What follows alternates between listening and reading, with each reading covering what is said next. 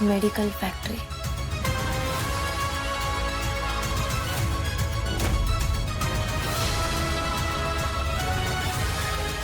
युवराज. JPC medical factory. या फॅक्टरीमध्ये कुठला तरी खूप मोठा स्कॅम झाला आणि त्याच्यानंतर ही फॅक्टरी बंद पडली. आता या सगळ्यामध्ये सस्पिशियस गोष्ट ही आहे की एवढी मोठी बातमी फक्त एकाच न्यूज चॅनलने कव्हर केली, ते म्हणजे MNN, म्हणजेच खांडेकरांचं न्यूज चॅनल. बाकी कुठल्याच न्यूजपेपरने किंवा न्यूज चॅनलने ही बातमी कव्हर केली नव्हती. बॉस, ही तीच फॅक्टरी आहे ना जिथे तुमच्या मालती आत्याच्या नवऱ्याला मारलं होतं?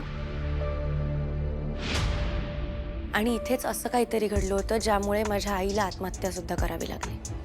पण बॉस, तुमच्या आईवर तर भ्रष्टाचाराचे खोटे आरोप केले होते ना? हो, त्यांना ट्रॅप केलं होतं ना? हो, पण या सगळ्याची सुरुवात JPC मेडिकल फॅक्टरीमधूनच झाली आहे. आणि त्याबद्दल जर आपल्याला माहिती हवी असेल तर आपल्याला खांडेकरांशिवाय दुसरा कुठलाच पर्याय नाही आहे. आणि अजून एक महत्त्वाची गोष्ट, गुलाब, ज्याला आपलं डिपार्टमेंट कित्येक वर्षांपासून शोधण्याचा प्रयत्न करत आहे, तो युवराज खांडेकर म्हणजेच दयानंद खांडेकरच्या मुलाशी सतत कॉन्टॅक्टमध्ये. तो त्यांच्याकडे येऊन राहून पण गेलाय. जर आपल्याला गुलाबला पकडायचं असेल तर युवराज खांडेकर ही आपल्यासाठी खूप मोठी लीड आहे. थोडक्यात काय तर वसुधाच्या मृत्यूमागचं रहस्य, JPC फॅक्टरी मागचं स्कॅम आणि तो गुलाब, हे सगळं शेवटी येऊन थांबतंय ते खांडेकरांच्या घरी. येस सर, या सगळ्याचा संबंध खांडेकरांशी आहे. बॉस, पण कोइन्सिडन्स असू शकतो ना? Never know. त्या घरातलं कोणी या क्राईम मध्ये इन्व्हॉल्व सुद्धा असू शकतं. या सगळ्या प्रश्नांची उत्तरं हवी असतील तर आपल्याकडे एकच मार्ग आहे. केदार आणि तारिणींनी खांडेकरांच्या घरात शिरणं. सर, पण हे कसं शक्य? मला त्या घरात जायची परवानगी नाहीये. तू नाही, पण केदार जाऊ शकतो. Sorry sir, with all due respect, मला दयानंद खांडेकरांबरोबर एका छताखाली राहायला नाही जमणार. दुसरा काही ऑप्शन नाहीये केदार आपल्याकडे. And if I am not wrong, Kaushiki खांडेकरांनी तुला पर्सनली त्यांच्या घरी राहायला बोलवलं होतं, बरोबर ना? सो तू तिथे जाणं हे आपल्यासाठी इम्पॉर्टंट आहे. तो केदार, तुला तारिणीला तिथे घेऊन जावंच लागेल. पण सर, अहो ते कसं शक्य आहे? कौशिकी खांडेकरांनी मला स्पष्ट सांगितलंय की मला त्या घरात यायची परवानगी नाहीये. ती माणसं मला त्या घरात घेणार नाही. घेणार, कारण त्यांच्या समोर दुसरा पर्याय नसेल.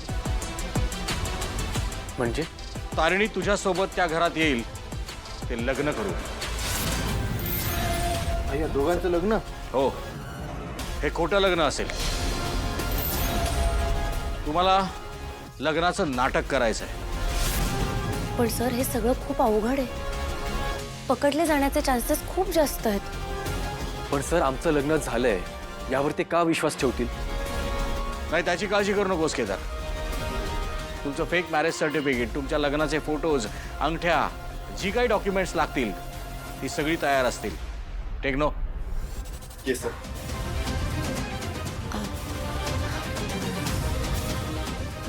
केडी, मला माहिती आहे हे सगळं तुझ्यासाठी खूप अवघड आहे. दयानंद खांडेकरांच्या समोर 24 तास असणं तुझ्यासाठी खूप अवघड असणार आहे. तुला नक्की हे करायला जमेल?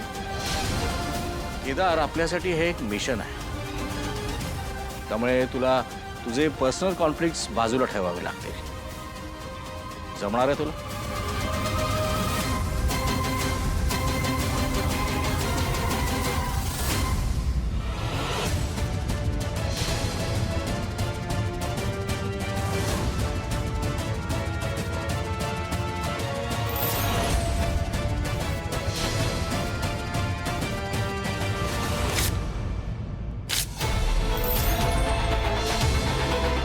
ग्रेट.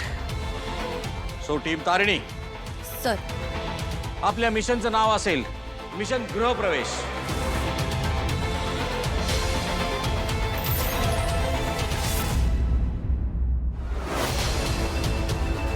तुम्हाला अजून पुरावे हवे असतील तर सांगा, ते पण देईन. नाही नाही नाही नाही, काही काही काही काही गरज नाही आहे. तुमच्या लग्नाचा जो काही पुरावा आहे तो तो आहे ना, समोर आहे, सगळ्यांच्या समोर आहे. ते मॅरेज सर्टिफिकेट आहे, ते सगळे फोटो आहेत. दया काका, प्रश्न तो नाहीये. प्रश्न हा आहे की ह्या सगळ्याबद्दल केदारने आपल्याला आधी इन्फॉर्म का नाही केलं, तुम्हाला आधी इन्फॉर्म का नाही केलं?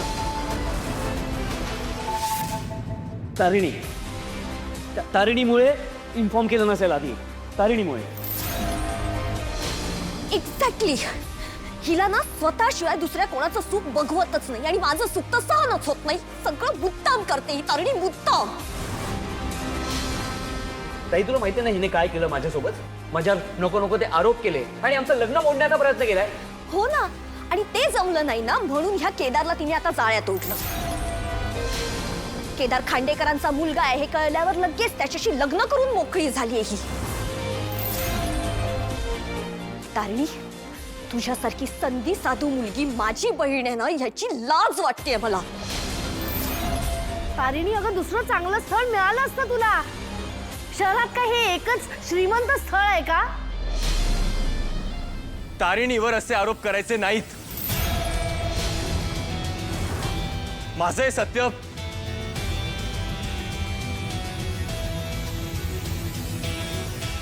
हे सत्य समोर येण्याआधीपासून आमचं एकमेकांवर प्रेम आहे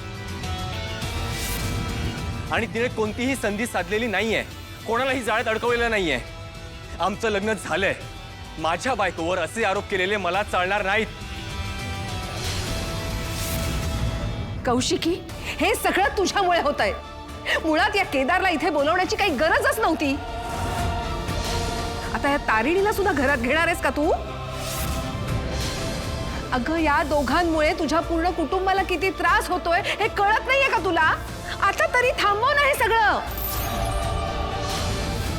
केदार, मी तुझ्या घरी आले होते तुला एकट्याला बोलवायला. तुझं तारिणीशी लग्न झालंय या गोष्टीची आम्हाला कोणालाही कल्पना नव्हती, कारण तू ती कल्पना दिली नाहीस. त्यामुळे तारिणी या घरात येऊ शकत नाही.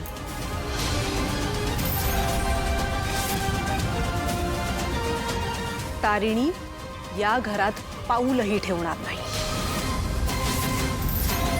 दया काकांसाठी तू या घरात येऊ शकतोस, तुझा तो हक्क आहे. पण तुझ्या बरोबर जर तारिणी या घरात येणार असेल तर ते आम्हाला कोणालाही मान्य नाहीये, अँड दॅट इज फायनल. दया काका, आय एम एक्स्ट्रीमली सॉरी, पण तुमच्यासाठी ही गोष्ट मी मान्य करू शकत नाही. I am sorry. It's okay Kaushiki madam. नाही, मी तुमच्या शब्दाचा मान राखून इथे आलो होतो. पण इथे जर माझ्या बायकोला स्वीकारलं जात नसेल, तिला सन्मान मिळत नसेल, तर मला या घरात राहण्याची इच्छा नाहीये. आमचं लग्न झालंय, अर्धांगिनी ती माझी. मी तिला आयुष्यभर सोबत राहण्याचं वचन दिलंय. तिचा अपमान झालेला मला चालणार नाही. आणि तिला सोडून मी या घरात येऊ शकत नाही.